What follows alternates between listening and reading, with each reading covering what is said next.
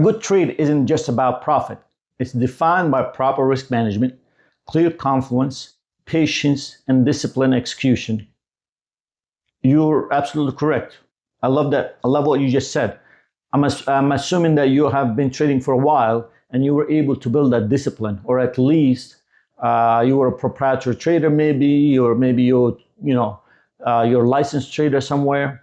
Because I can tell you, the average retail trader does not understand what risk management is.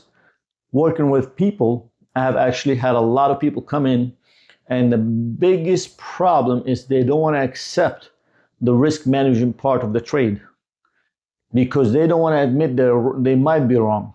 So when I tell them you have to have, like, let's say your risk to reward ratio should be 1-3 or 3-1, which means for every dollar you might lose, you need to aim to make $3. They don't want to accept that, because what happened is they don't want to accept the fact that they can lose that dollar. And that's their biggest hurdle to day trading. Now, a lot of people, of course, they kind of pass that, but also a lot of people, they don't want to admit it. They don't pass it. These are the people, they kind of like go broke a year later and they never come back to it, and they call it a scam or anything else.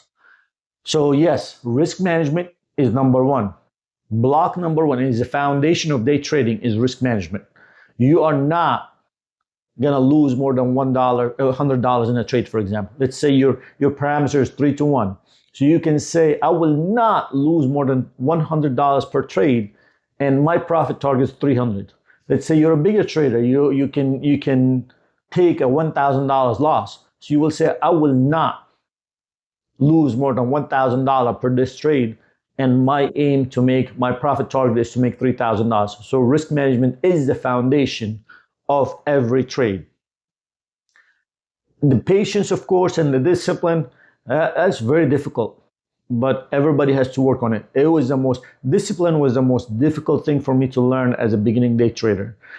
One of the very first thing that I've done is, and I know is wrong, is as that trade is moving against me and I have a hard stop set, I move it because I feel like, oh, it's gonna hit, but it's gonna keep going forward or keep going in my direction. And I struggled with that. And I didn't start seeing profits, and I actually stopped touching my stop loss. Once I set my stop loss, I walk away from the screen and bam, either it hit my stop loss or it hit my profit target.